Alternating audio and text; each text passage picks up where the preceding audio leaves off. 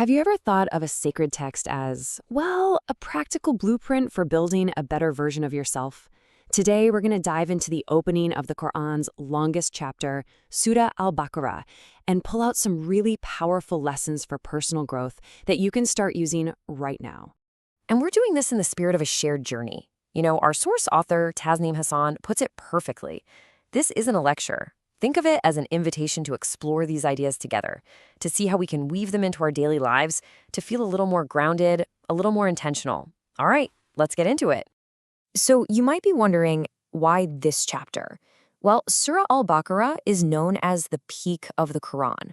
It's seen as this foundational constitution, a super comprehensive guide for building not just a community, but for building a better you. Now, this is where it gets really interesting. Right from the get-go, the chapter kicks off with 3 letters, Alif, Lam, Mim. And guess what? No one knows for sure what they mean. And that's the whole point. It's this immediate check on our ego, our intellectual arrogance, reminding us from verse 1 that real learning, real growth, starts the moment we admit we don't have all the answers. Okay, so starting from that place of humility, the Quran then holds up this kind of psychological mirror. It starts categorizing people, but not by race or class or any of those external labels we use. No, it's all about our internal response to guidance. It lays out 3 core states of being. And this really gets to the heart of it. The text isn't just throwing information at us, it's asking us to look inside.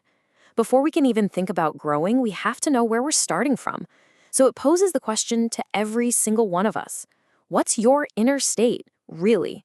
The first group it describes are the God-conscious, or al-muttaqin, and their defining quality, belief in the gaib, the unseen. This means they trust in a process, in a promise, in a reality that goes way beyond what their 5 senses can pick up right here, right now. Then you have the second group, the deniers, or al-kafirun. The text describes their hearts as sealed. And honestly, it moves past them really quickly, in just 2 verses. It's almost as if it's saying, look, from their side, the door is closed. And then we get to the third group, and this is by far the most complex one, the hypocrites, or al-munafiqun.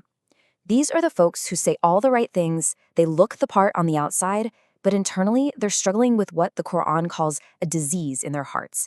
It's this deep, fundamental inconsistency. Now get this. This is fascinating. The believers, they get 5 verses. The deniers, they get 2.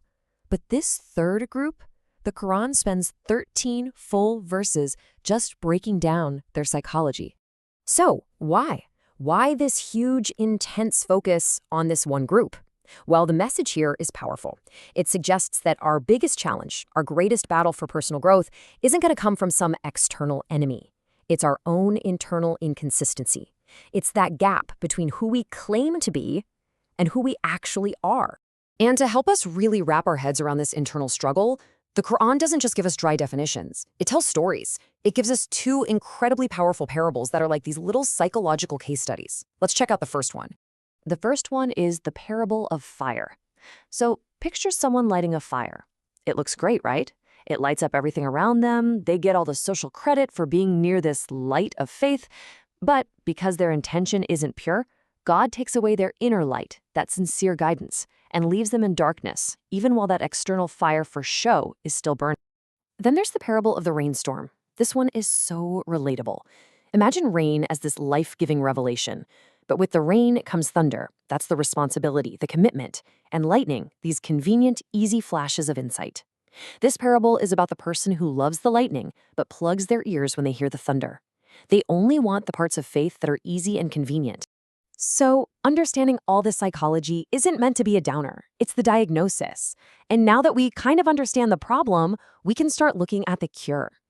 Let's shift gears and look at the practical tools for growth that come right out of this analysis. All right, the first few tools are all about building real, solid inner integrity. Step 1, audit your internal narrative.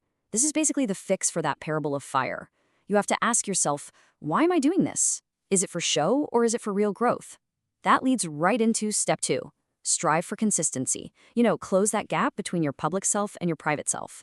And finally, step 3, which holds it all together, beware of intellectual arrogance. We're right back to Alif Lam Mim, remembering that being sincere is way more important than looking like you know everything. And that integrity gets put to the test with our next tool, choosing commitment over convenience. This comes directly from that rainstorm parable, right?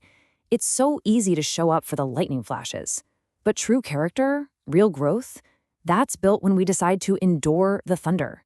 When we stick to what's right even when it's hard or unpopular or just plain inconvenient. So how do we find the strength to do that? Well, that's where valuing the unseen comes in. It's about having faith in the process. It's kind of like planting a seed.